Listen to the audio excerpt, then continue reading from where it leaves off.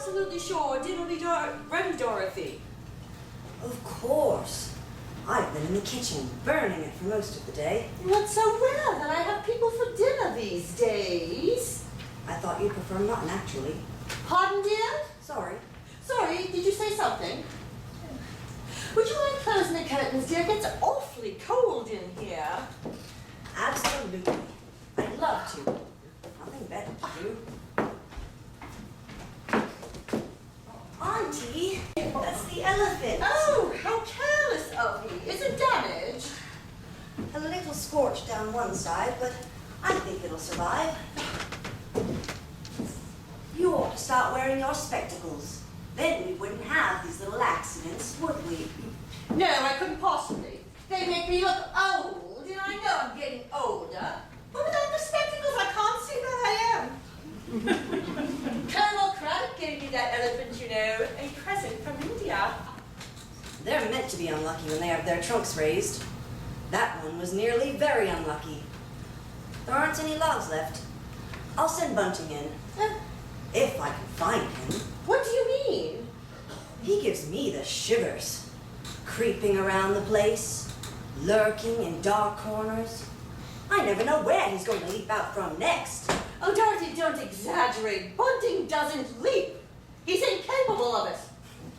Well, he definitely lurks. I can't understand why you keep him on. He is hopeless. Oh, Bunting, no, I couldn't possibly let him go. He's like an institution.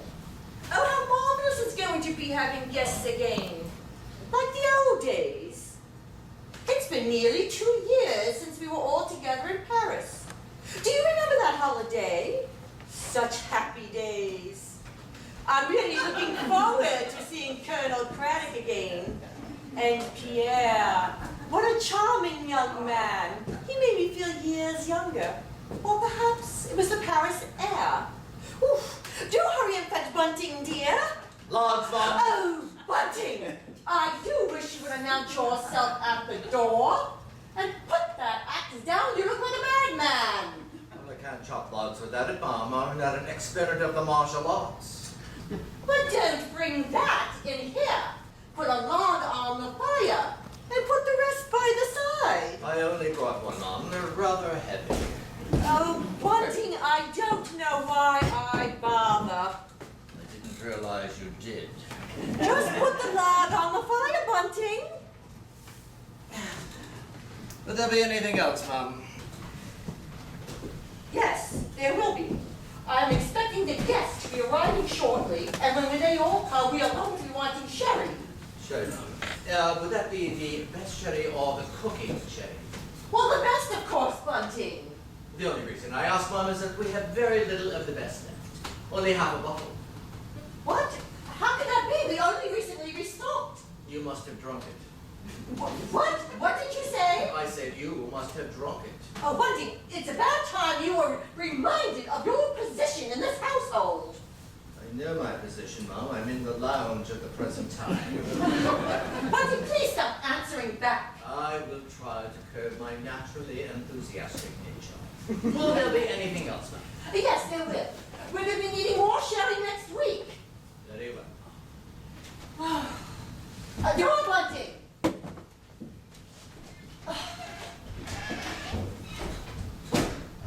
I have to agree with you. Bunting is becoming insufferable. I found him trying to chop logs in the kitchen.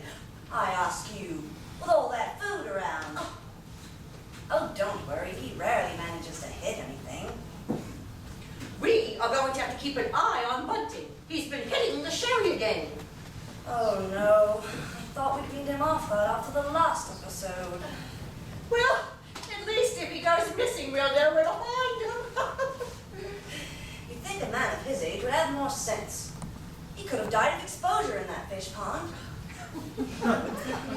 Incidentally, I heard some gossip about him in the village. He's been telling someone in the pub about his lurid past. An affair he had with a woman years ago. Bunting, an affair? Highly unlikely. I mean, who would want him? Alas, I didn't think they were ever going to arrive. Shall I get it? Oh no,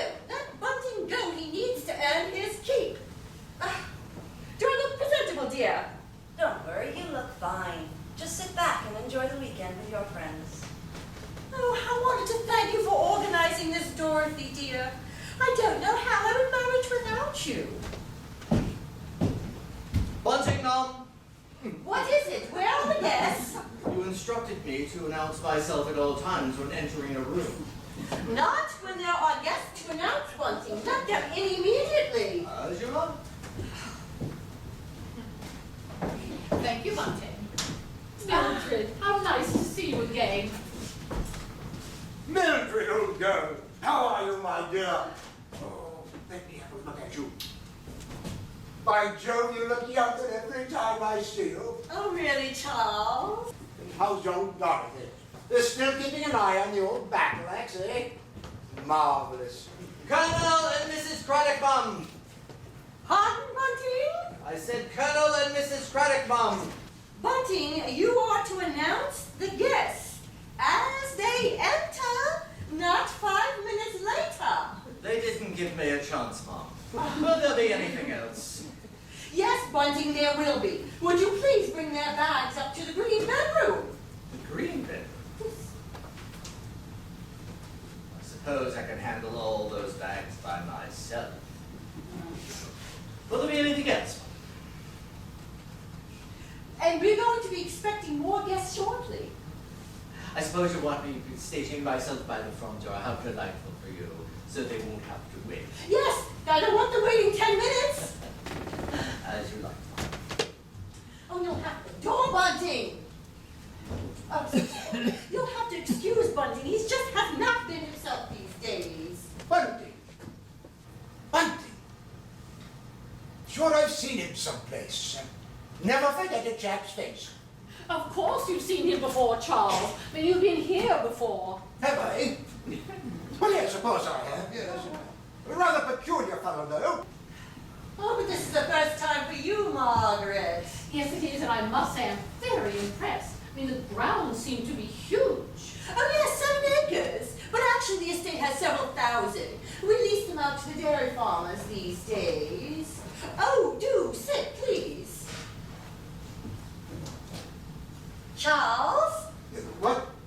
Oh, sorry, miles away. Still can't place that chap. Never forget a face. Well, just the other day, I saw a chap I hadn't come across in years. Recognized him at once. Why, Beaky, I said. Beaky, old boy, how are you keeping? Chap was absolutely amazed. That you recognized him. No. He said he'd never seen me before in his life. Felt quite abusive, actually. Seemed to object to being called Beaky.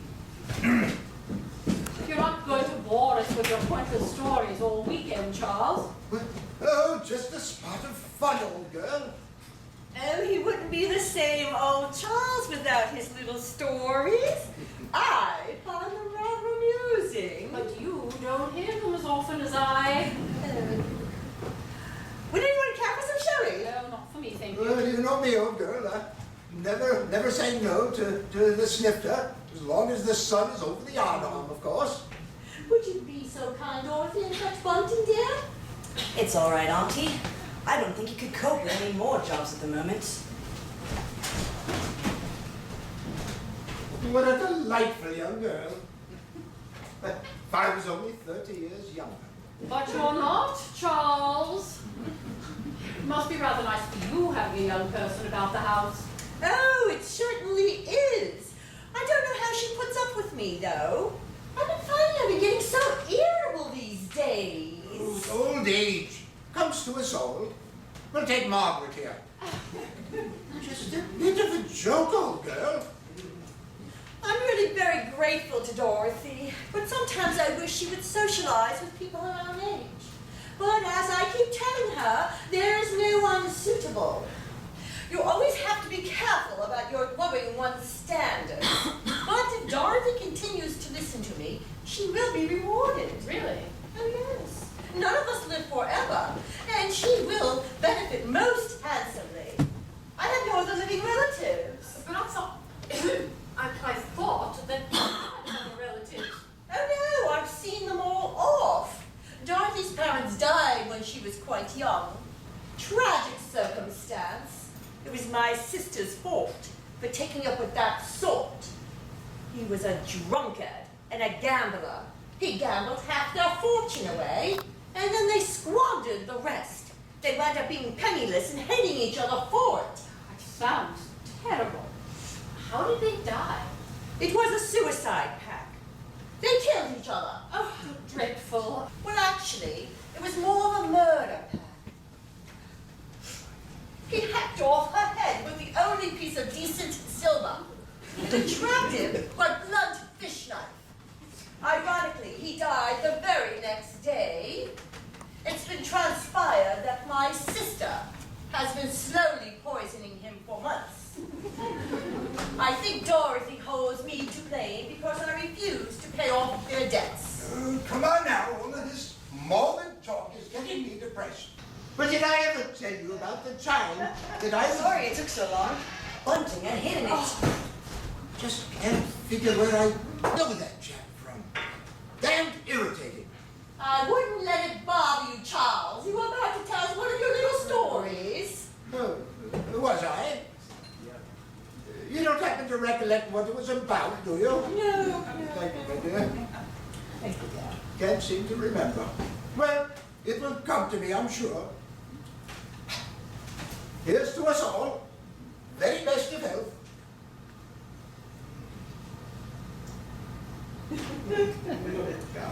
They don't seem to make sherry glasses so large these days. Oh, help yourself, Charles. What? Oh, no, I wasn't suggesting. Still, if you insist. If you would excuse me, Mildred, I would like to go freshen up. It is such an exhausting drive down here.